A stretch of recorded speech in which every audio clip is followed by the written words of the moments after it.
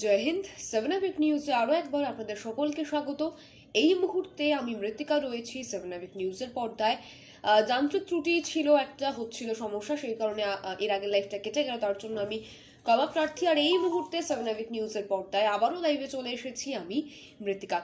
তো আপনারা জানেন প্রত্যেকেই আমরা প্রত্যেকদিন লাইভে আসি, এবং লাইভে এসে যেটা মূলত আমরা আপডেটটা দিই সেটা হলো রাজ্য জুড়ে কি চলছে, দেশ জুড়ে কি চলছে। কিন্তু এই মুহূর্তে দাঁড়িয়ে কিন্তু মূলত যে আপডেটটা রয়েছে সেটা হলো কোভিডের আপডেট। কোভিড কিন্তু এই মুহূর্তে দাঁড়িয়ে রাজ্যের জন্য, দেশের জন্য কিন্তু একটা বড় ইস্যু হয়ে দাঁড়িয়েছে। সুতরাং কোভিডের বিভিন্ন আপডেট, কোভিড কিভাবে বেড়ে চলেছে, কোভিডের জন্য কি করবেন, সে সমস্ত আপডেট কিন্তু আজকে আপনারা পাবেন। এবং এর পাশাপাশি যে আপডেটটা আমি আপনাদেরকে দেব সেটা হলো যে কোভিডের দ্বিতীয় ঢেউয়ের সময় যখন চারিদিকে একটা বেডের হাহাকার ছিল, যেটা অবশ্যই এইবার নেই, তখন কিন্তু আমরাই চালু করেছিলাম প্রথম যে কোথায় কত করোনার বেড অ্যাভেলেবেল রয়েছে। আমরা কিন্তু সেই আপডেটটা আপনাদেরকে প্রত্যেকদিন দিতাম। সেই আপডেটটা কিন্তু আবারও চালু হলো 7 নিউজের পর্দায়। আপনাদের যাদের বেডের দরকার রয়েছে ইনফরমেশন, আপনারা কিন্তু অবশ্যই কমেন্ট করতে পারেন, আমি কিন্তু সেটা বলবো। এবং অবশ্যই এই লাইভটার একেবারে শেষে কিন্তু আমি কোথায় কত কোভিডের বেড অ্যাভেলেবেল রয়েছে সেই আপডেট কিন্তু আপনাদেরকে দেবো। তো প্রথমে যে সমস্ত আপডেটস আসবো, জিৎ ভট্টাচার্য লিখছেন গুড ইভিনিং, শুভ সন্ধ্যা আপনাকেও জিৎ বাবু, অসংখ্য ধন্যবাদ কমেন্ট করার জন্য, আমাদের পাশে থাকার জন্য, এবং 7 নিউজ আপনাকে স্বাগত জানাই। কেমন আছেন আপনি, এবং মানে সমস্ত কোভিড বিধি মেনটেন করে চলছেন কিনা অবশ্যই আমাদেরকে জানান। তো প্রথমেই কোভিডের যে আপডেটসের দিকে নজর দেওয়ার এই মুহূর্তে চেষ্টা করব। দেশে 24 ঘন্টায়, গত 24 ঘন্টায় কোভিডের দৈনিক সংক্রমণ কিন্তু বেড়ে গিয়েছে 21%-এরও বেশি। শনিবার কেন্দ্রীয় স্বাস্থ্য মন্ত্রকের কোভিড পরিসংখ্যান অনুযায়ী ভারতে গত 24 ঘন্টায় মোট 1,41,986 জন কিন্তু আক্রান্ত হয়েছেন করোনায়। অর্থাৎ দেশ জুড়ে কোভিড আক্রান্তের সংখ্যা কিন্তু ছাড়িয়ে গেল 1 লক্ষের দোরগোড়া। অবশ্যই, এবং যেটা বলা হয়েছে 1 লক্ষ না 15 লক্ষের দোরগোড়া কিন্তু ছাড়াতে পারে, সেই আপডেটের দিকে অবশ্যই আসবো। কিন্তু এই মুহূর্তে দাঁড়িয়ে চাঞ্চল্যকর আপডেটটা রয়েছে সেটা হলো ভারতে গত 24 ঘন্টায় কোভিড আক্রান্ত হয়েছেন মোট 1,41,986 জন। এবং সবচেয়ে বেশি আক্রান্ত হওয়ার শীর্ষে রয়েছে মহারাষ্ট্রে গত 24 ঘন্টায় মোট 40,925 জন আক্রান্ত হয়েছেন। দ্বিতীয় স্থানে রয়েছে পশ্চিমবঙ্গে একদিনে আক্রান্তের সংখ্যা 18,231। অবশ্যই সেটা কিন্তু কোনোভাবেই কম নয়। গত 24 ঘন্টায় রাজ্য জুড়ে আক্রান্তের সংখ্যা 18,231। পশ্চিমবঙ্গের পরে আক্রান্ত হওয়া নিরিখে রয়েছে দিল্লিতে আক্রান্তের সংখ্যা মানে পশ্চিমবঙ্গ থেকে খুব একটা কম নয়, পশ্চিমবঙ্গে 18,000 সামথিং, এবং দিল্লিতে রয়েছে 17,335। তামিলনাড়ুতে 8,981 এবং কর্ণাটকাতে 8,449। অর্থাৎ রাজ্য জুড়ে যেমন আক্রান্তের সংখ্যা বাড়ছে, তেমনই কিন্তু দেশ জুড়ে উত্তরোত্তর বৃদ্ধি পাচ্ছে আক্রান্তের সংখ্যা। একই সঙ্গে গত 24 ঘন্টায় কোভিড আক্রান্ত হয়ে মৃত্যু হয়েছে 285 জনের। দেশ জুড়ে গত 24 ঘন্টায় কোভিড আক্রান্ত হয়ে মৃত্যু হয়েছে 285 জনের। কোভিডে মোট মৃত্যুর সংখ্যা বেড়ে দাঁড়িয়েছে 4 লক্ষেরও কিন্তু বেশি। একই সঙ্গে এই শুক্রবার 7 মাস পর, অর্থাৎ এই 7 মাস ধরে কিন্তু আমরা আক্রান্তের সংখ্যাটা দেশ জুড়ে 1 লক্ষের নিচেই ছিল। 7 মাস পর কিন্তু আবারও দেশ জুড়ে কোভিড আক্রান্তের সংখ্যা 1 লক্ষের গণ্ডি পেরিয়ে গিয়েছে। এটা অবশ্যই ভালো খবর নয় আমাদের জন্য। এবং এরপরে যে আপডেটসগুলোর দিকে নজর দেব, কোথায় কত বেড অ্যাভেলেবেল রয়েছে আমি জেলা মেনশন করে বলবো, এরপরে সেই আপডেটে আসবো। যদি আপনাদের এখনই কোনো জায়গা দরকার হয় যে আমার এই জায়গার আপডেট দরকার, বেডের আপডেট দরকার, আপনারা কিন্তু অবশ্যই কমেন্ট করতে পারেন, আমি কিন্তু সেই অনুযায়ী আপনাদেরকে বলবো। এবং এরপরে যে আপডেটসের দিকে নজর দেওয়ার চেষ্টা করব।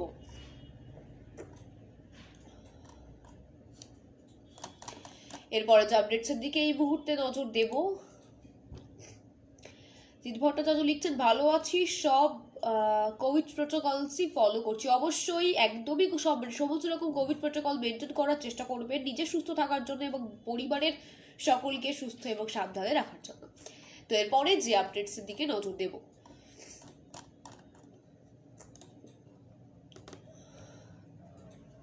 যারা এই মুহূর্তে 7 নিউজের পর্দায় আমার লাইভ দেখছেন সকলকে বলে রাখি, যারা পরবর্তী আপডেট পেতে চান তারা কিন্তু অবশ্যই 7 নিউজ ফলো করবেন এবং 7 নিউজের ইউটিউব পেজ সাবস্ক্রাইব করতে ভুলবেন না। রঞ্জিত বাবু লিখছেন জয় হিন্দ, আপনাকে 7 অ্যাওয়ার নিউজে অনেক স্বাগত জানাই। আপনাকেও জানাই জয় হিন্দ। কেমন লাগছে আমাদের লাইভ আমাদেরকে কিন্তু জানাতে ভুলবেন না। অসংখ্য ধন্যবাদ রঞ্জিত বাবু কমেন্ট করে আমাদেরকে সাপোর্ট করার জন্য। এবং এরপরে যে আপডেটসগুলোর দিকে নজর দেব, প্রথমেই কলকাতায় আজকে কি হচ্ছে, কলকাতার আক্রান্তের সংখ্যা বা দমদমের আক্রান্তের সংখ্যাটা জানবো। আচ্ছা, দমদমের কথা উঠলে দমদমের একটা আপডেট আপনাদেরকে বলে রাখি।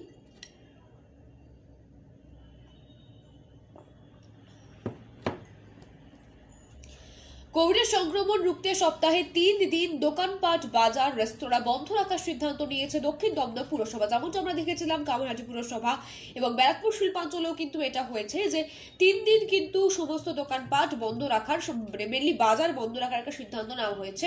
কিন্তু এবার যেটা করা হলো, দক্ষিণ দমদম পুরসভা কিন্তু সমস্ত রেস্তোরাঁও বন্ধ রাখার সিদ্ধান্ত নিয়েছে। শনিবার অর্থাৎ আজ থেকে কিন্তু এই বিধি ইতিমধ্যেই বলবৎ হয়ে গিয়েছে এবং এই নিয়ম ভাঙলে কঠোর পদক্ষেপ করা হবে বলে জানিয়েছে পুরসভা। ওই 3 দিন কিন্তু পুরসভার দপ্তরও বন্ধ থাকবে, এটা কিন্তু একটা গুরুত্বপূর্ণ আপডেট। ওই 3 দিন কিন্তু পুরসভার দপ্তরও কিন্তু বন্ধ থাকবে। কোন কোন দিন অবশ্যই বলবো। মঙ্গল, বৃহস্পতি এবং শনিবার কিন্তু ওই পুরো এলাকার সমস্ত দোকান বাজার বন্ধ রাখতে হবে, তবে ওষুধের দোকান খোলা থাকবে এবং ওই 3 দিন কিন্তু পুরসভাও বন্ধ থাকবে। তবে পুরসভার মধ্যে জরুরি পরিষেবা এবং স্বাস্থ্য পরিষেবা অবশ্যই চালু থাকবে। মুখ্য প্রশাসকের বক্তব্য, আক্রান্তের সংখ্যা লাফিয়ে বেড়েই চলেছে, অথচ বারবার সচেতনতার প্রচার করা সত্ত্বেও নাগরিকদের কিন্তু হুঁশ ফিরছে না। কোভিড বিধি মানার অভিযোগ আসছে নানান জায়গা থেকে। কোভিড বিধি না মানার একটা বড়সড় অভিযোগ আসছে বিভিন্ন জায়গা থেকে। এই পরিস্থিতিতে কোভিডের লেখচিত্রের যে ঊর্ধ্বগতি রয়েছে তা থামাতেই কিন্তু এমন ব্যবস্থা নেওয়া হয়েছে, এমনটাই কিন্তু জানাচ্ছেন দক্ষিণ দমদম পুরসভার মুখ্য প্রশাসক। ইতিমধ্যেই এদিন দক্ষিণ দমদম পুর এলাকার 128 জন কোভিডে আক্রান্ত হয়েছেন, তার মধ্যে লেকটাউন এবং শ্রীভূমি সহ 10টি ওয়ার্ডে 55 জন, পুরসভার বাকি 25টি ওয়ার্ডে 73 জন আক্রান্ত হয়েছেন। বৃহস্পতিবারের তুলনায় সংক্রমিতের সংখ্যা সামান্য কমেছে দক্ষিণ দমদমে। চলতি সপ্তাহের প্রথম 4 দিনে 563 জন সংক্রমিত হয়েছিলেন ওই পুরো এলাকায়, অর্থাৎ দমদম পুরো এলাকায় কিন্তু আক্রান্তের সংখ্যা হু করে বাড়ছে, যার ফলে কিন্তু এমন সিদ্ধান্ত নেওয়া হয়েছে যে 3 দিন বন্ধ থাকবে দোকানপাট, বাজার এবং রেস্তোরাঁ এবং বন্ধ থাকবে দক্ষিণ দমদম পুরসভা। এটা কিন্তু একটা ইম্পর্টেন্ট আপডেট আপনাদের জন্য। এবং এরপর যে আপডেটসে আসবো, এবার একটু ওয়েদার আপডেটের দিকে নজর দেওয়ার চেষ্টা করবো। তার কারণটা হলো এখনো হয়তো শহরবাসী বসে আছে শীতের অপেক্ষায়, কিন্তু শীত যে আর আসবে না সেই আপডেটটা এই মুহূর্তে আপনাদেরকে দেব। ইতিমধ্যেই বাংলায় কমেছে, শীতের দাপট আরও কমবে।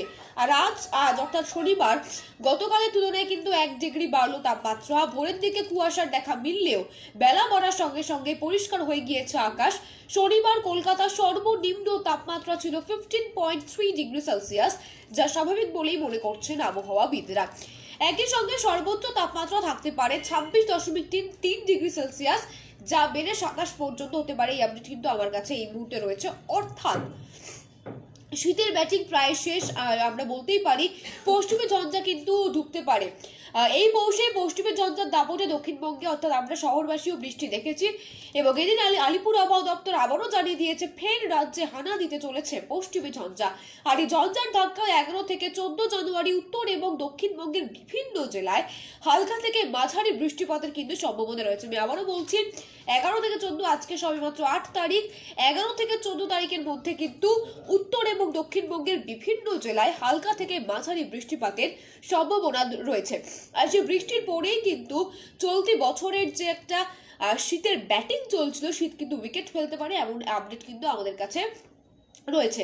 কিন্তু চিন্তার বিষয় একটাই, অসময়ের এই বৃষ্টিতে কিন্তু ফসলের ক্ষতি হতে পারে এমনটাই আশঙ্কা করছেন কৃষকেরা। এই আপডেট আমার কাছে এই মুহূর্তে রয়েছে এবং এরপর যে আপডেটসের দিকে নজর দেওয়ার চেষ্টা করবো। আপনারা আর কি আপডেট জানতে চান, যারা এই মুহূর্তে আমার লাইভ দেখছেন, আপনারা কিন্তু অবশ্যই আমাকে কমেন্ট করে জানাতে পারেন কি ধরনের আপডেট আপনারা পছন্দ করছেন বা আর কি ধরনের খবর আমরা বলতে পারি। আপনারা কিন্তু অবশ্যই আমাদেরকে কমেন্ট করে জানাতে পারেন এবং যে আপডেটসের দিকে এই মুহূর্তে নজর দেব।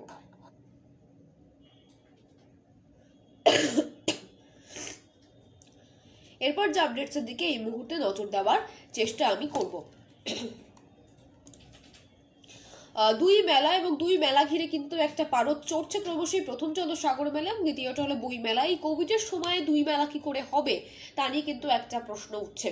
কোভিড ভাইরাসের নজিরবিহীন এবং ভয়াবহ সংক্রমণের সময় পরপর দুই বিপদের মুখে দাঁড়িয়ে পশ্চিমবঙ্গ, প্রথমত সাগর মেলা এবং দ্বিতীয়ত বই মেলা, দুটিতেই লক্ষ লক্ষ লোকের সমাগম হয় প্রতি বছর। কিন্তু যেটা বলা হচ্ছে, গঙ্গাসাগরে কিন্তু কম বেশি 30 লক্ষ লোকের সমাগম হয়, যেটা অবশ্যই কলকাতা বইমেলাতে তেমনটা নয়।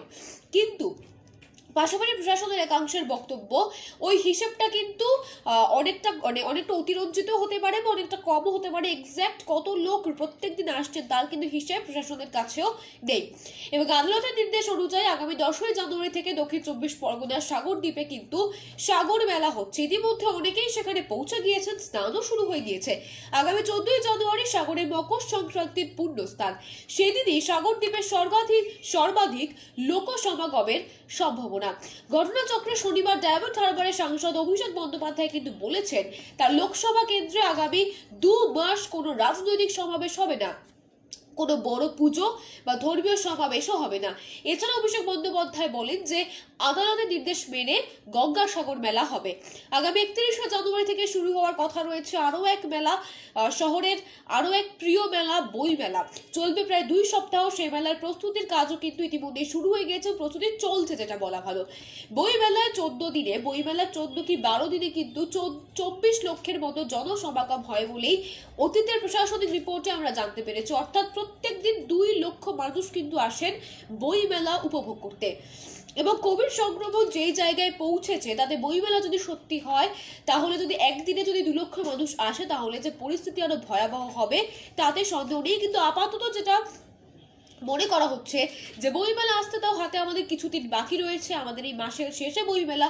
কিন্তু গঙ্গাসাগর মেলা যে প্রশ্নটা বারংবার উঠছে, মানে গঙ্গাসাগর মেলা হলে একটা ভয়াবহ কোভিড বিস্ফোরণ যেটাকে বলে সেটা কিন্তু হতে পারে, এমনটাই মনে করছেন বিশেষজ্ঞরা। যেভাবে বইমেলার প্রস্তুতি এই মুহূর্তে চলছে, সাগর মেলার প্রস্তুতিও কিন্তু ঠিক সেইভাবেই জারি থেকেছিল। যদিও চিকিৎসকেরা কিন্তু প্রথম থেকেই সাগর মেলার আয়োজন নিয়ে তাদের আপত্তি জানাতে শুরু করে দিয়েছিলেন। রাজ্য সরকার অবশ্য প্রথম থেকেই কোভিড সুরক্ষা বিধি মেনে মেলা করারই পক্ষপাতী ছিলেন। শেষ পর্যন্ত একজন চিকিৎসক অভিনন্দন বাবু, তিনি কিন্তু মেলা বন্ধের দাবি জানিয়ে কলকাতা হাইকোর্টে জনস্বার্থ মামলা দায়ের করেন। এবং যদিও শর্ত সাপেক্ষে মেলা করার পক্ষেই কিন্তু রায় দিয়েছে হাইকোর্ট। নজরদারির জন্য কিন্তু 3 সদস্যের একটা টিম করে দেওয়া হয়েছে, যেখানে রয়েছেন একটা রাজ্যের প্রতিনিধি, রাজ্যের বিরোধী দলনেতা বা তার কোনো প্রতিনিধি, এবং রাজ্য মানবাধিকার কমিশনের চেয়ারম্যান বা তার কোনো প্রতিনিধি। যদিও মানবাধিকার সংগঠনগুলি কিন্তু ইতিমধ্যেই এই যে রায় যে গঙ্গাসাগর হবে তা নিয়ে কিন্তু আপত্তি তুলতে শুরু করেছে। মানবাধিকার কর্মী কথায় রাজ্যের মানবাধিকার কমিশনের চেয়ারম্যানের পদ কিন্তু এই মুহূর্তে শূন্য রয়েছে। রাজ্য সরকার যাকে মনোনীত করেছেন তার আদেশনামায় রাজ্যপাল বা বিরোধী দলনেতা স্বাক্ষর করেননি, কোনো দায়িত্বপ্রাপ্ত চেয়ারম্যানই নেই, ফলে কারোর প্রতিনিধিত্ব করার কিন্তু কোনো প্রশ্ন নেই, তিনি বলতে চাইছেন। অর্থাৎ কি হবে, এখনো পর্যন্ত কিন্তু গঙ্গাসাগর তো হবে, কিন্তু তারা অর্থাৎ এই 3 সদস্যের কমিটি যদি যেই মুহূর্তে চাইবেন সেই মুহূর্তে কিন্তু তারা মেলা বন্ধ করে দিতে পারেন, এমন একটা কিন্তু নির্দেশ দিয়েছে কলকাতা হাইকোর্ট। এবং এছাড়াও বইমেলা নিয়ে কিন্তু এখনো কোনো সিদ্ধান্ত নেয়নি। তার কারণটা বললাম যে এখন হাতে বেশ কিছুটা দিন বাকি রয়েছে। নবান্ন সূত্রের খবর যে গঙ্গাসাগর মেলার ফল কি হলো তার উপর ভিত্তি করে কিন্তু বইমেলার যে সিদ্ধান্ত, সেই বিষয়ে কিন্তু সিদ্ধান্ত নেওয়া হবে। কিন্তু ততক্ষণ বা ততদিন সল্টলেকের সেন্ট্রাল পার্কে যেখানে মেলা হয়, এখন যেখানে বই মেলা হয়, সেখানে কিন্তু মেলার প্রস্তুতি পুরো দমেই চালানো হচ্ছে। স্টল বুকিং সহ যাবতীয় প্রস্তুতি কিন্তু ইতিমধ্যে সারা হয়ে গিয়েছে, ফলে উদ্যোক্তারা ধরে নিচ্ছেন বই মেলা হবে। এই আপডেট আমাদের কাছে রয়েছে। যেটা বলে রাখার কথা, কলকাতা ইন্টারন্যাশনাল ফিল্ম ফেস্টিভ্যাল কিন্তু ইতিমধ্যেই বাতিল করে দেওয়া হয়েছে। প্রথমে বলা হয়েছিল যে না, ভার্চুয়ালি হবে, তারপর কিন্তু 4জন সদস্য ইতিমধ্যে কোভিড আক্রান্ত হয়েছে। পরমব্রত চট্টোপাধ্যায় কোভিড আক্রান্ত হয়েছে, তারপরে কিন্তু কলকাতা ইন্টারন্যাশনাল ফিল্ম ফেস্টিভ্যাল কিন্তু ইতিমধ্যেই বাতিল করে দেওয়া হয়েছে। এবং এরপরে যে আপডেটসের দিকে নজর দেব, জিৎ ভট্টাচার্য লিখছেন লাইভটা খুব ভালো হচ্ছে, অসংখ্য ধন্যবাদ জিৎবাবু আপনাকে। আপনি দেখতে থাকুন। আর কি ধরনের নিউজ আপনি দেখতে চান বা আমাদের কোন সেগমেন্টস আপনার ভালো লাগছে আপনি কিন্তু অবশ্যই আমাদেরকে জানাতে পারেন কমেন্ট করে। এবং আরও কী ধরনের খবর দেখতে চাইছেন বা যদি কোনো খবর থাকে আপনার কাছে সেটা যদি আমাদের কাছে পৌঁছতে চান আপনি কিন্তু সেটাও কমেন্ট করে আমাদেরকে জানাতে পারেন। এবং এরপর যে আপডেটসের দিকে নজর দেবো।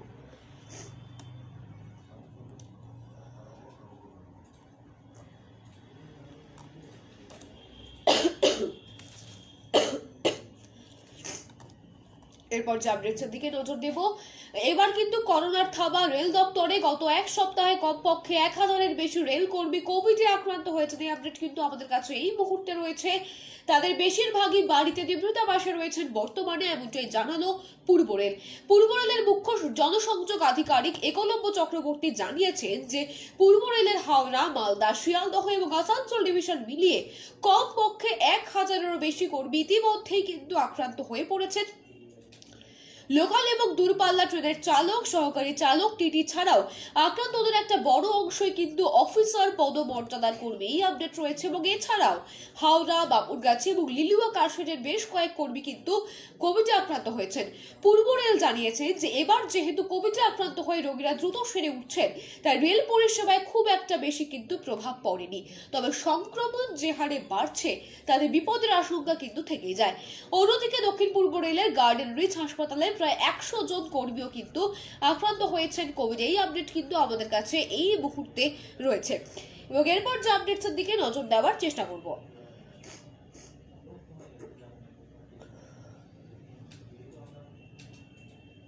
এবং এরপর যে আপডেটসের দিকে নজর দেব,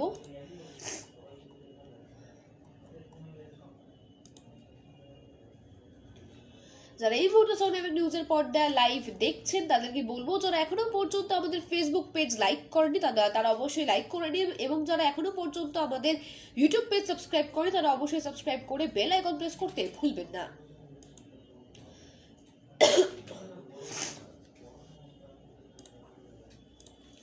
এরপর যে আপডেটসের দিকে নজর দেব,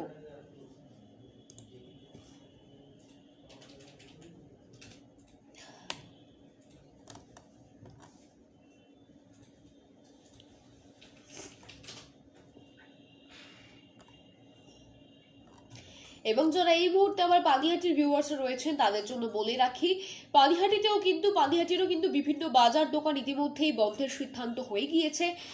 সেটাও কিন্তু অল্টারনেটিভ ডেজে বন্ধ থাকবে। তো সেই দিনগুলো কি কি আমি এই মুহূর্তে আপনাদেরকে জানানোর চেষ্টা করব। সোম, বুধ, শুক্র কোন কোন বাজার বন্ধ থাকবে সেটা কিন্তু এই মুহূর্তে আপনাদেরকে বলছি।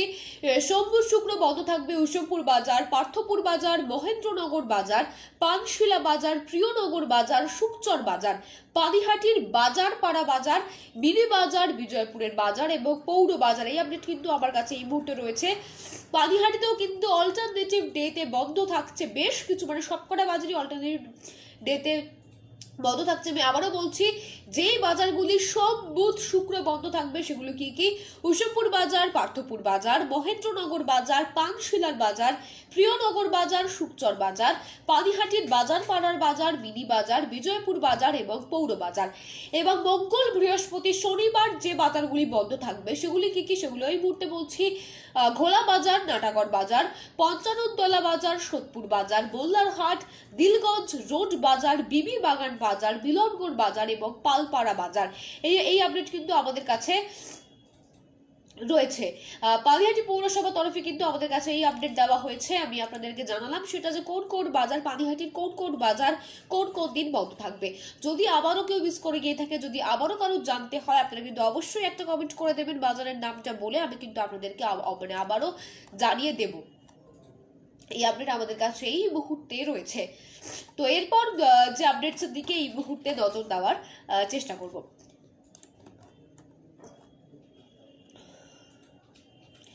সব জায়গাতেই সংক্রমণ বাড়ছে। সংক্রমণ বাড়ার ফলে কিন্তু বিভিন্ন জায়গার, যেমন শান্তিনিকেতনের সোনাঝুরির হাট বসার জন্য কোনো উপলক্ষ লাগে না, সপ্তাহান্তে 2 দিন বসে। তো সেরকমই বেশ কিছু জায়গায় রয়েছে এমন কিছু ঐতিহাসিক জিনিস, সেগুলোও কিন্তু এবার বন্ধ করার সিদ্ধান্ত হলো। তো কি সেগুলোর দিকে এবার নজর দেব। করোনার বাড়বাড়ন্তে পর্যটন কেন্দ্রগুলি বন্ধের সরকারি ঘোষণার আগে মন্দির নগরী বিষ্ণুপুরে বন্ধ হয়েছিল পর্যটকদের আনাগোনা। আর এবার প্রশাসনিক নির্দেশে বন্ধ হয়ে গেল বিষ্ণুপুরের ঐতিহ্যবাহী পোড়ামাটির হাট। এই আপডেট কিন্তু আমার কাছে এই মুহূর্তে রয়েছে যে এবার প্রশাসনিক নির্দেশে বন্ধ হয়ে গেল বিষ্ণুপুরের পোড়ামাটির হাট। বিষ্ণুপুর মহকুমা প্রশাসনের তরফে বিজ্ঞপ্তি দিয়ে আপাতত অনির্দিষ্টকালের জন্য বন্ধ করে দেওয়া হলো সপ্তাহান্তের এই হাট। বছর তিনেক আগে শান্তিনিকেতনের সোনাঝুরি হাটের আদলেই কিন্তু রাজ্যের অন্যতম শ্রেষ্ঠ পর্যটন কেন্দ্র বিষ্ণুপুরের জোর শ্রেণীর মন্দিরে শুরু হয় পোড়ামাটির হাট। সপ্তাহান্তে শনি এবং রবিবার মন্দির প্রাঙ্গণে শুরু হয় এই পোড়ামাটির হাটে।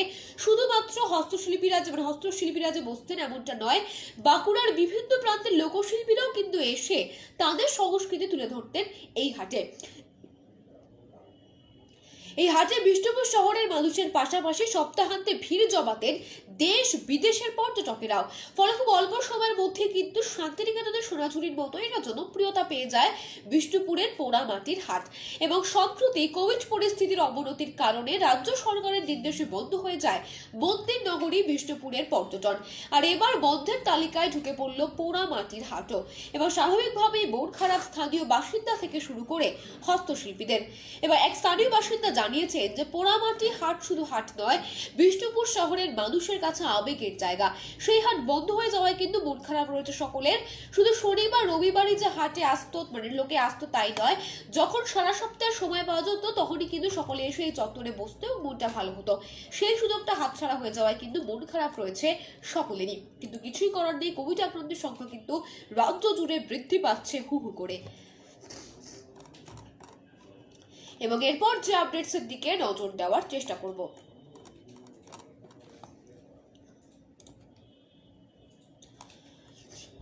এরপরে যে আপডেট দিকে আসবো,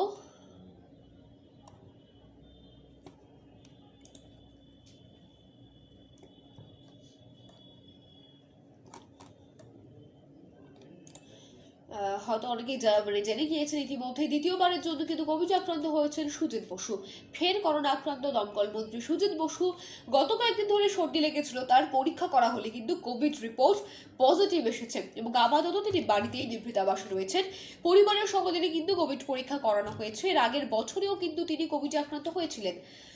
রাজ্য মন্ত্রিসভার একাধিক সদস্য ইতিমধ্যে কোভিড আক্রান্ত হয়েছে। বিরোধী দলীয় বহু রাজনীতিবিদ করোনা সংক্রমিত হয়েছেন। চিকিৎসক থেকে স্বাস্থ্যকর্মী, পুলিশ এবং প্রশাসনের একাধিক কর্মকর্তা কিন্তু করোনায় আক্রান্ত রয়েছেন। আবারও বলে রাখি, আজকের যে আপডেট রয়েছে সেই আপডেট অনুযায়ী গত 24 ঘন্টায় করোনায় আক্রান্ত হয়েছেন 18,000-এরও বেশি মানুষ। এবং শুধুমাত্র কলকাতায় আক্রান্ত 7,448 মানুষ। আবারও বলছি, শুধুমাত্র কলকাতা জুড়ে গত 24 ঘন্টায় করোনা হয়েছে 7,448 জন মানুষের। এই আপডেট কিন্তু আমার কাছে রয়েছে। এবং এরপর যে আপডেটসের দিকে নজর দেব, আচ্ছা দেশ জুড়ে কি চলছে এবার যদি একটু সেই আপডেটে আসা যায়। এবং আপনারা দেখতে থাকবেন আমার লাইভ, তার কারণ এরপরে কিন্তু আমি আপডেট দেবো যে কোথায় কত কোভিডের বেজ অ্যাভেলেবেল রয়েছে। আর কিছুক্ষণের মধ্যেই আপডেট শেষ করে কিন্তু আমি ওই আপডেট দিকে যাবো। সুতরাং অবশ্যই সকলে দেখতে থাকবেন 7 আবিক নিউজের এই লাইভ শেষ পর্যন্ত আপডেটটা জানার জন্য।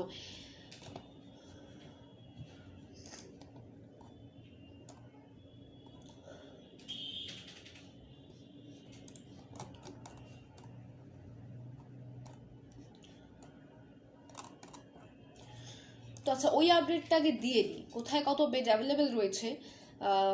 ভট্টাচার্য লিখছেন জয় হিন্দ, আপনাকেও জানাই জয় হিন্দ। দেখতে থাকুন আমাদের লাইভ। এবং যে আপডেটটা আমি এই মুহূর্তে দিচ্ছি সেটা কিন্তু অনেকেরই দরকার হতে পারে। সুতরাং যারা মনে হচ্ছে আপনারা কিন্তু অবশ্যই আমাদের এটা শেয়ার করতে পারেন যে কোথায় কত বেডস অ্যাভেলেবেল রয়েছে। আমি কিন্তু সেই আপডেটটা এবার দিচ্ছি।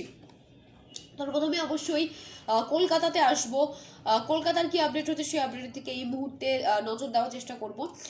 Calcutta national medical college and hospital, এখানে বেডস অ্যাভেলেবেল রয়েছে 189টা বেড কিন্তু ইতিমধ্যে অ্যাভেলেবেল রয়েছে। আমি এটা আপডেট বলছি একেবারে বিকেলের আপডেট, আমি কিন্তু বলছি বিকেলে একবারে আপডেট হয়েছে। সুতরাং ক্যালকাটা ন্যাশনাল মেডিকেল কলেজে কিন্তু 189খানা বেড অ্যাভেলেবেল রয়েছে কোভিডের জন্য। Chittaranjan national cancer institute CNCI, এখানে কিন্তু রয়েছে মোট বেড 422 খানা, এর মধ্যে অ্যাভেলেবেল রয়েছে 313 খানা। 313টা বেড কিন্তু এখন অ্যাভেলেবেল রয়েছে চিত্তরঞ্জন ন্যাশনাল ক্যান্সার ইনস্টিটিউটে। College of medicine Sagar Dutta hospital 32টা বেড অ্যাভেলেবেল রয়েছে, খুব বেশি বেড অ্যাভেলেবেল নেই, আমি এটা একেবারে বলছি আজকে দুপুরের আপডেট আপনাদেরকে বলছি যে কলেজ অফ মেডিসিন সাগর দত্তে কিন্তু রয়েছে 32টা বেড। ইএসআই হসপিটাল কামারহাটি 93টা বেড ইতিমধ্যে অ্যাভেলেবেল রয়েছে। ইএসআই হসপিটাল কামারহাটি, ক্ষমা করবেন, এটা ইএসআই হসপিটাল মানিকতলা, ক্ষমা করবেন, ইএসআই হসপিটাল মানিকতলা অ্যাভেলেবেল রয়েছে 93টা বেড। ইএসআই শিয়ালদা 100টার মধ্যে 100টা বেডই অ্যাভেলেবেল রয়েছে। ইএসআই শিয়ালদা, ইএসআই হসপিটাল শিয়ালদাতে কিন্তু 100টার মধ্যে 100টা বেডই অ্যাভেলেবেল রয়েছে। আইটি অ্যান্ড বিজি হসপিটাল 236 খানা বেড অ্যাভেলেবেল রয়েছে। আইটি অ্যান্ড বিজি হসপিটাল 236 খানা বেড অ্যাভেলেবেল রয়েছে। এমআর বাঙ্গুর হসপিটাল নেতাজি নগর টলিগঞ্জ 500 খানা বেড অ্যাভেলেবেল রয়েছে। মোট বেডের সংখ্যা 587টা বেড কিন্তু একেবারে করোনা আক্রান্তদের বারে গড়ে গিয়েছে। এই মুহূর্তে কিন্তু রয়েছে 500টা বেড। এমআর বাঙ্গুর হসপিটাল রয়েছে 500 খানা bed. Medical college and hospital Kolkata 374 খানা বেড এই মুহূর্তে অ্যাভেলেবেল রয়েছে। Medical college and hospital Kolkata 374টা কোভিড বেড ফাঁকা রয়েছে। দিলরতন সরকার মেডিকেল কলেজ অর্থাৎ এনআরএস রাজাবাজার শিয়ালদা এনআরএসে রয়েছে 272 খানা বেড। 272 খানা বেড কিন্তু অ্যাভেলেবেল রয়েছে। শম্ভুনাথ পণ্ডিত হসপিটালের আপডেট দেব। Shambhunath Pandit hospital Elgin road Bhowanipore রয়েছে 104 খানা বেড শম্ভুনাথ পণ্ডিত। এবার রয়েছে RG Kar medical college and hospital 273টা বেড এই মুহূর্তে রয়েছে আরজিকর মেডিকেল কলেজ অ্যান্ড হসপিটালে। এটা কিন্তু শুধুমাত্র আচ্ছা গভর্নমেন্ট হসপিটালটা আমি বললাম, এবং এরপর বলবো the Calcutta medical research institute যেটা রয়েছে ডায়মন্ড হারবার রোড নিউ আলিপুরে, সেখানে কিন্তু 16 খানা বেড অ্যাভেলেবেল রয়েছে। The Calcutta medical research institute Diamond Harbour road new আলিপুরে, সেখানে কিন্তু এই মুহূর্তে 16 খানা বেড অ্যাভেলেবেল রয়েছে।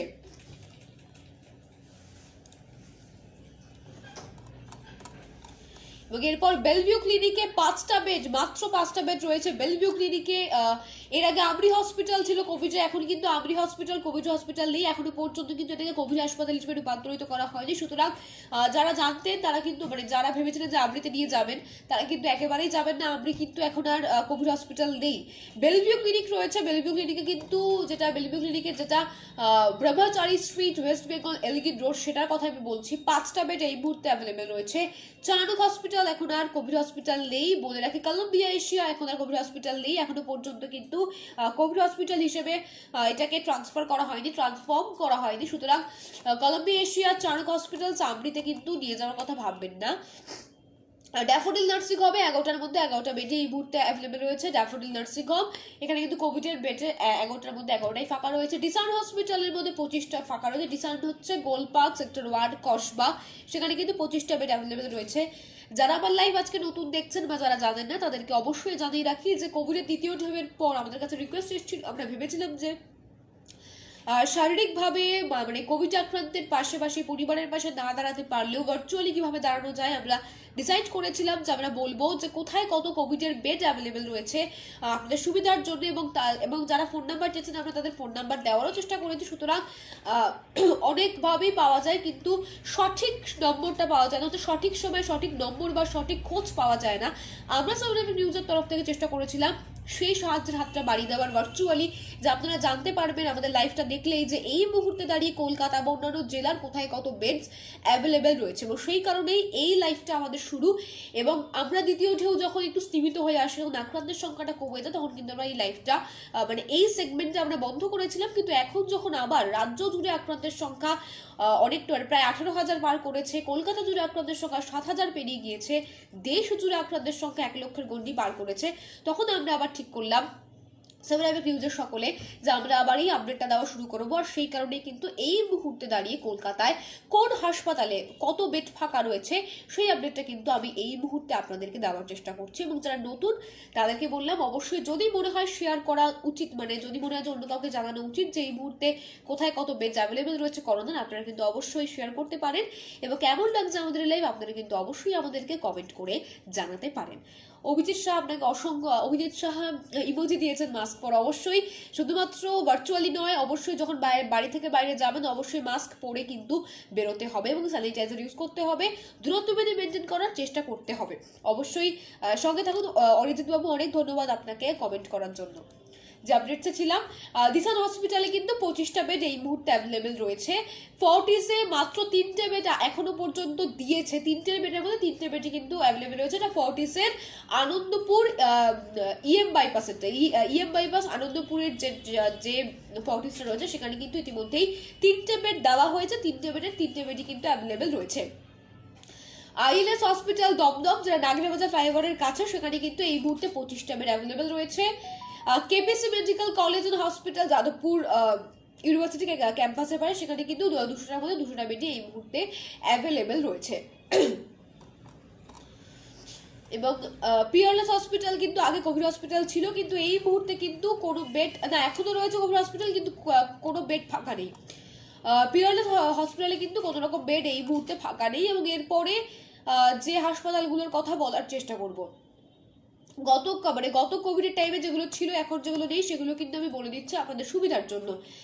অ্যাপোলো হসপিটালকে আবার করে ফেলা হয়েছে কোভিড হসপিটাল। অ্যাপোলো হসপিটালের যে স্যাটেলাইট হোটেল, স্যাটেলাইট হোটেলের মানে হলো যেগুলো আসলে হোটেল, কিন্তু করোনার সুবিধার জন্য, মানে করোনা রোগীদের ট্রিটমেন্টের জন্য কিন্তু এই হোটেলগুলোকে বিভিন্ন হাসপাতাল কর্তৃপক্ষ ভাড়া নিয়ে এখানে কিন্তু কোভিড পেশেন্টদের চিকিৎসা চলছে। তেমনই একটা হলো ভিজিটেল দ্য ব্যাঙ্কোয়েট হোটেল, এটা রয়েছে একদম অ্যাপোলো হসপিটালের পাশে। এটাকেও কিন্তু কোভিড চিকিৎসার জন্য নিয়ে নেওয়া হয়েছে।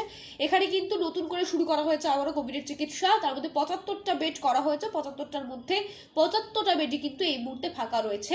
অ্যাপোলোর আন্ডারে রয়েছে ভিজিটেল, এখানে কিন্তু 75টার মধ্যে 75টা বেডই ফাঁকা রয়েছে এই মুহূর্তে দাঁড়িয়ে। এই মুহূর্তে আমি আপনাদেরকে শুধুমাত্র কলকাতার আপডেটটা বলছি। যদি মনে হয় যে অন্য কোনো হাসপাতালের আপডেট দরকার, আপনারা কিন্তু অবশ্যই আমাকে কমেন্ট করে একবার জানাতে পারেন। All Asia medical institute Gariahat প্যান্টালুন্সের একেবারে পাশে 21টার মধ্যে 21টা বেডই এখানে ফাঁকা রয়েছে। আমরি হসপিটাল ঢাকুরিয়া, আমরি ঢাকুরিয়াটা কিন্তু আবারও কোভিড হসপিটাল করে দেওয়া হয়েছে। 61টা বেড অ্যাভেলেবেল রয়েছে আমরি হসপিটাল। মুকুন্দপুর অ্যাভেলেবেল রয়েছে 261খানা বেড। আমরি সল্ট লেক অ্যাভেলেবেল রয়েছে 9টা বেড। কিন্তু আমরি যে সমস্ত স্যাটেলাইট হোটেলগুলো ছিল, যেমন হোটেল মনোটেল, হোটেল সাউথ জন, এগুলো কিন্তু এখন আর নেই। কিন্তু আমরির যেগুলো বিল্ডিং রয়েছে, হাসপাতালের বিল্ডিং, সেগুলোতে কিন্তু কোভিডের চিকিৎসা চলছে। প্রায় প্রত্যেকটাতেই কম বেশি ফাঁকা রয়েছে। কিন্তু আমরি সল্ট লেকটায় মাত্র 9টা বেড অ্যাভেলেবেল রয়েছে। রোগীকে নিয়ে যাওয়ার আগে অবশ্যই একবার ফোন করে নিয়ে তবেই যাবেন। আনন্দলোক হসপিটাল 27টা বেড এই মুহূর্তে অ্যাভেলেবেল রয়েছে। অ্যাপেক্স ক্লিনিক, যেটা বেহালায় রাজা রামমোহন সরণি, সেখানে কিন্তু অ্যাভেলেবেল রয়েছে 80টা bed. Apex institute of medical sciences 12টা বেড অ্যাভেলেবেল রয়েছে। এবং অ্যাপেলোর যে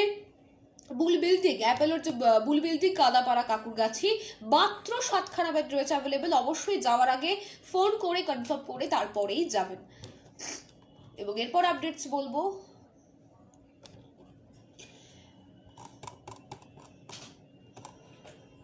অশোক নার্সিং হোম, যেটা যোধপুর পার্ক, 5টা বেড অ্যাভেলেবেল রয়েছে। বিপি পোদ্দারের নিউ আলিপুরের যে বিল্ডিংটা ব্লক 3 নিউ আলিপুর, সেখানে অ্যাভেলেবেল রয়েছে 50টার মধ্যে 30টা বেড। কিন্তু বিপি পোদ্দারের যে বিল্ডিংটা রয়েছে গোড়া বাজার, সেখানে কিন্তু চিকিৎসা চলছে না। বিপি পোদ্দারের যে বিল্ডিংটা রয়েছে নিউ আলিপুর ব্লক জি, সেখানে শুধুমাত্র চিকিৎসা চলছে। বিপি পোদ্দারের গোড়া বাজারেরটাই কিন্তু চিকিৎসা চলছে না। বেইন হসপিটাল বড় হুগলি, 22টা বেড অ্যাভেলেবেল রয়েছে। Buxi orthopaedics trauma and rehabilitation centre, 23টা বেড অ্যাভেলেবেল রয়েছে। বেলভিউ ক্লিনিক, যেটা ব্রহ্মচারী স্ট্রিট, 5টা বেড অ্যাভেলেবেল রয়েছে। এবং বেলভিউ ক্লিনিকও কিন্তু নিয়েছে একটা হোটেল, যাকে বলে স্যাটেলাইট হোটেল, তার নাম হচ্ছে হোটেল ওরিয়ন ওয়েস্ট উইলোস, সেখানে কিন্তু 50টার মধ্যে 50টা বেড অ্যাভেলেবেল রয়েছে। এইটা কোথায় বলে দিচ্ছে, এটা বেগবাগানে রয়েছে। বেলমা নার্সিং হোম, 10টা বেড অ্যাভেলেবেল রয়েছে। এবং ভাগীরথী নেউটিয়া, এরা কোভিডের দ্বিতীয় ঢেউতে কিন্তু এরা হয়ে গেছিল কোভিড হসপিটাল, এখনো পর্যন্ত কিন্তু এরা কোভিডের চিকিৎসা চালু করেনি। এরপর বিএমবিলা হার্ট রিসার্চ সেন্টার, এরাও কিন্তু এখনো পর্যন্ত কোভিডের চিকিৎসা চালু করেনি। বিএমআরসি হসপিটালস টিটাগড় ব্যারাকপুর, 8টা বেড রয়েছে ফাঁকা। ক্যালকাটা হার্ট ক্লিনিক সল্ট লেক, 26টা বেড অ্যাভেলেবেল রয়েছে। চাণক হসপিটালস, যেটা তেঘরিয়া নিউ টাউন, 30টা বেড অ্যাভেলেবেল রয়েছে। চাণক হসপিটাল যেটা হোটেল নিয়েছে, একদম হোটেল ইস্টার্ন প্লাজা, এটা কিন্তু একেবারে ভিআইপি রোড মিলিটারি ক্যাম্প বাস স্টপের কাছে, সেখানেও কিন্তু 40টার মধ্যে 40টা বেডই ফাঁকা রয়েছে। এরপর বলবো Columbia Asia Columbia Asia sector 3 Bidhannagar available রয়েছে 21টা bed. Daffodil nursing home Lake Town মাত্র 2টো বেড অ্যাভেলেবল রয়েছে ড্যাফোডিল নার্সিং হোমে। ডিসান হসপিটালও একটা নিয়েছে, তার নাম হচ্ছে ওয়ো সিলভার কি হোটেল বে ফায়ার টাওয়ার। এটা হুসেইনপুরে, ইএম বাইপাসের একেবারে হুসেইনপুরে। এখানেও কিন্তু 40টার মধ্যে 40টা বেড অ্যাভেলেবল রয়েছে। তাও আমি বলবো যেখানেই নিয়ে যাওয়ার কথা ভাববেন অবশ্যই এক একটা ফোন করবেন, তার কারণ হচ্ছে এক একটা মানে কোভিডের জন্য বা যে কোনো রোগের জন্য এক একটা মিনিট কিন্তু ক্রুশিয়াল টাইম। সুতরাং অবশ্যই আগে ফোন করবেন, ফোন করে তবেই কিন্তু আপনারা রোগীকে নিয়ে যাবেন। এরপর যে হাসপাতালগুলোর কথা বলবো অবশ্যই আপনাদেরকে, ডিভাইন নার্সিং হোম, এটা রয়েছে ফুলবাগান বেলেঘাটা, মাত্র 3টে বেড অ্যাভেলেবেল রয়েছে। ডিএম হসপিটালস মাত্র 3টে বেড অ্যাভেলেবেল রয়েছে। Dreamland nursing home Hatibagan Shyambazar, মাত্র 6টা বেড অ্যাভেলেবেল রয়েছে। ইকবালপুর নার্সিং হোম ইকবালপুর খিদিরপুর, এখানে 56টা বেড ইতিমধ্যে অ্যাভেলেবেল রয়েছে। Sanjeevani multi speciality hospital Baghbazar, 13খানা বেড অ্যাভেলেবেল রয়েছে। এবং ইমস ক্লিনিক নার্সিং হোম মাত্র 7খানা বেড অ্যাভেলেবেল রয়েছে। অর্থাৎ এই সমস্ত যেখানে একটু কম সংখ্যক রয়েছে, যারা যাবেন অবশ্যই আগে ফোন করে নেবেন, তারপর যাবেন। এবং যাদের এই মুহূর্তে ফোন নাম্বার দরকার আপনারা অবশ্যই কমেন্ট করতে পারেন, আমার কাছে কিন্তু ফোন নম্বর রয়েছে, আমি কিন্তু আপনাদেরকে বলে দিতে পারি। ফ্লেমিং হসপিটাল জোডিয়াক তপসিয়া, 2টো বেড অ্যাভেলেবেল রয়েছে মাত্র। ফোর্টিস হসপিটাল আনন্দপুর, 28টা বেড অ্যাভেলেবেল রয়েছে। ফোর্টিস হসপিটাল আনন্দপুর একটা ওয়ো নিয়েছে ওরা, ওয়ো গেস্টোপলিস, যেটা বোসপুকুরে অবস্থিত। সেখানে কিন্তু এখন শুধুমাত্র কোভিডের চিকিৎসাই হচ্ছে, সেখানে কিন্তু 14খানা বেড অ্যাভেলেবেল রয়েছে। এরপর যে আপডেটস আসবো, জিতেন্দ্র নারায়ণ রয় শিশু সেবা ভবন, 32টা বেড অ্যাভেলেবেল রয়েছে। এরপর Iris multi speciality hospital Big Bazaar Vidyasagar colony Ganguly বাগানের কাছে, সেখানে কিন্তু 18খানা বেড অ্যাভেলেবেল রয়েছে। ইনস্টিটিউট অফ নিউরো সায়েন্সেস 22খানা বেড অ্যাভেলেবেল রয়েছে এখানে। আইএলএস হসপিটাল দমদমে, আমি এটা বলেছি 24টার মধ্যে 24টা বেডই কিন্তু অ্যাভেলেবেল রয়েছে। চাণক হসপিটাল কিন্তু এখনো পর্যন্ত কোভিডের চিকিৎসা শুরু করেনি, বলে রাখলাম। চাণক হসপিটাল কিন্তু এখনো পর্যন্ত শুরু করেনি।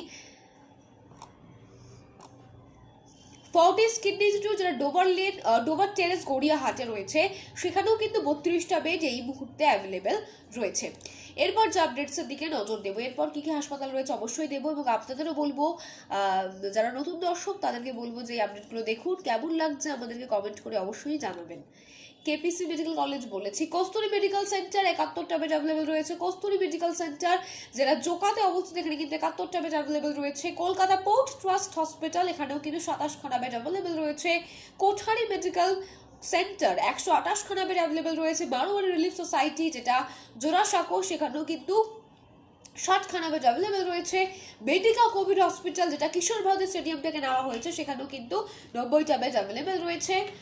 মেডিকা সুপার স্পেশালিটি হসপিটাল 44টা বেড অ্যাভেলেবেল রয়েছে। মেডিকাও একটা হোটেল দিয়েছে যার নাম লক্ষ্মী গেস্ট হাউস, যেটা একেবারে মুকুন্দপুরেই রয়েছে।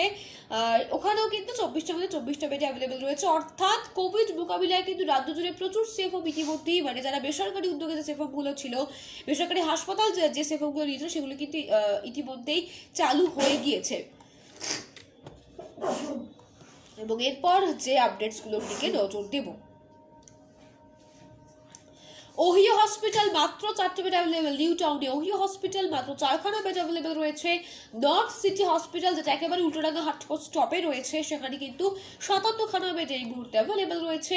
নাইটিঙ্গেল হসপিটাল শেক্সপিয়ার সরণি, 41টা বেড অ্যাভেলেবেল রয়েছে। Nehru memorial Techno Global hospital Lalkuthi Barrackpore, সেখানে কিন্তু 14খানা বেড এই মুহূর্তে অ্যাভেলেবেল রয়েছে। National kidney and prostate clinic surgery, সেখানে মাত্র 5টা বেড অ্যাভেলেবেল রয়েছে। নারায়ণা মাল্টি স্পেশালিটি হসপিটাল, যেটা যশোর রোডেরটা, সেখানে কিন্তু 60খানা বেড অ্যাভেলেবেল রয়েছে। নারায়ণ মেমোরিয়াল হসপিটাল বেহালা, সেখানে অ্যাভেলেবেল রয়েছে 83খানা বেড। নবজীবন হসপিটাল মাত্র 5খানা বেড। বিশ্বনাথ মার্সি হসপিটাল 15খানা বেড অ্যাভেলেবেল রয়েছে। এরপরে সময় প্রায় শেষের দিকে, এবং এরপর যে সমস্ত বাকি আপডেটসগুলোর দিকে নজর দিয়ে তারপর লাইভ শেষ করব। আচ্ছা, এবার যদি একটু উত্তর 24 পরগনার দিকে নজর দিই, উত্তর 24 পরগনায় কোথায় কত বেড অ্যাভেলেবেল, যদি একটু সেই আপডেটের দিকে নজর দেওয়া যায়।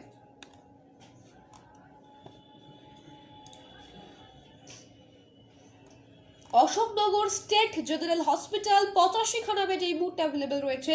Ashoknagar state general hospital. Baranagar state available রয়েছে 70খানা বেড। বারাসাত ডিস্ট্রিক্ট হসপিটাল 122খানা বেড এই মুহূর্তে অ্যাভেলেবেল রয়েছে। বসিরহাট ডিস্ট্রিক্ট হসপিটাল 95টা বেড অ্যাভেলেবেল রয়েছে। বাটপাড়া স্টেট 120টার মধ্যে 120টা বেডই কিন্তু অ্যাভেলেবেল রয়েছে। বিএন বোস অ্যাভেলেবেল রয়েছে 84টা bed. Doctor J Arthur sub divisional hospital Bongaon available রয়েছে 233খানা bed.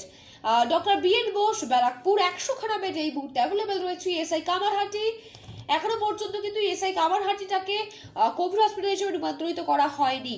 Gobardanga Covid hospital 47খানা bed এই মুহূর্তে অ্যাভেলেবেল রয়েছে। আমরা বলে রাখি এসআই কামারহাটি কিন্তু এখনো পর্যন্ত কোভিড হসপিটাল নয়। হাবড়া স্টেট জেনারেল 53টা বেড অ্যাভেলেবেল রয়েছে। নৈহাটি স্টেট 116টা বেড অ্যাভেলেবেল রয়েছে। এবং সকলের যেটা প্রশ্ন থাকে প্রায় রোজই আমি পাই, পানিহাটি স্টেট জেনারেল হসপিটাল সেখানে কিন্তু 99টা বেড এই মুহূর্তে অ্যাভেলেবেল রয়েছে। অর্থাৎ পানিহাটি স্টেটে কিন্তু 99টা বেড এই মুহূর্তে অ্যাভেলেবেল রয়েছে।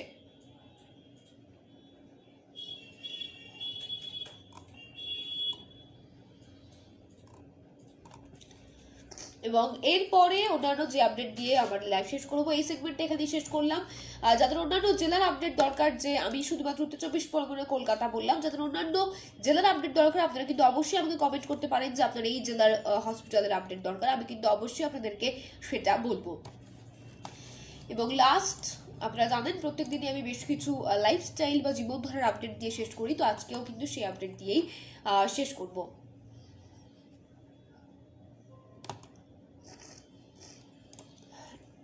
যে আপডেটগুলো দিয়ে শেষ করবো।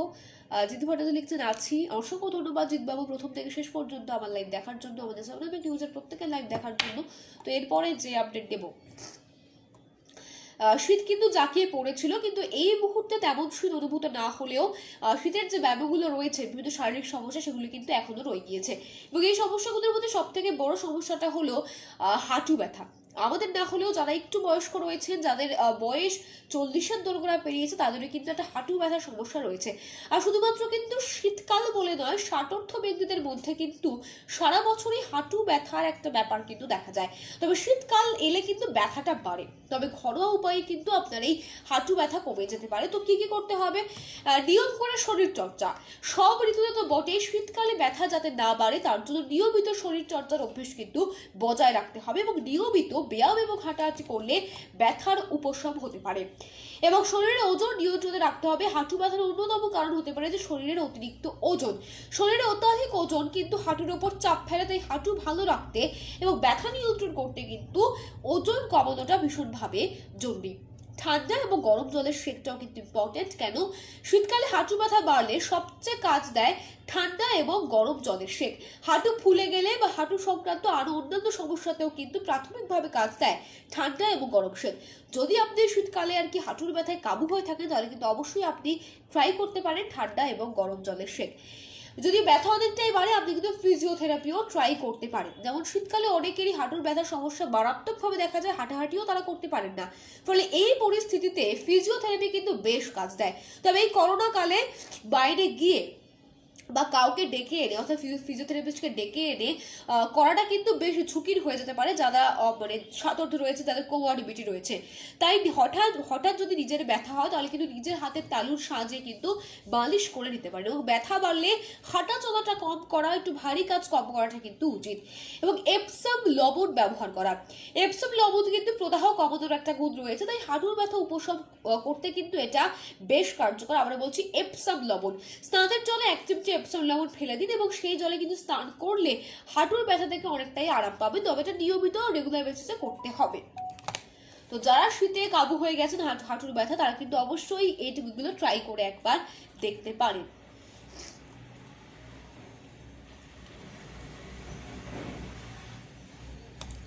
তো এরপরে যে লাস্ট আপডেটটা দিয়ে আমি শেষ করব,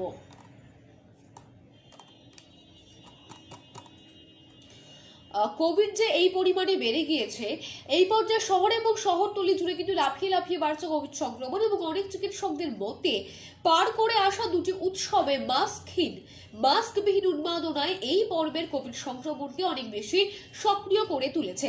তবে কোভিড সংক্রমণের এই পর্বে আগের দুবারের তুলনায় হাসপাতালে ভর্তির সংখ্যাটা কিন্তু বেশ কম। চিকিৎসকদের মতে সামান্য কয়েকদিন, বেশি দিন না, আমরা জানি যে 14 দিন থেকে কোয়ারেন্টাইন টাইমটাকে 7 দিনে ট্রান্সফার করা হয়েছে। তো সামান্য কয়েকটা দিন যদি সব রকম সুরক্ষাবিধি মেনে চলা যায়, সেই ক্ষেত্রে কিন্তু এই পরিস্থিতি কাটিয়ে ওঠা সম্ভব। তবে তার জন্য চাই মেনলি সচেতনতা। এই পরিস্থিতিকে যদি হালকাভাবে নেওয়া হয় তাহলে কিন্তু কোনোদিনই কোভিড একেবারে সেরে যাবে না।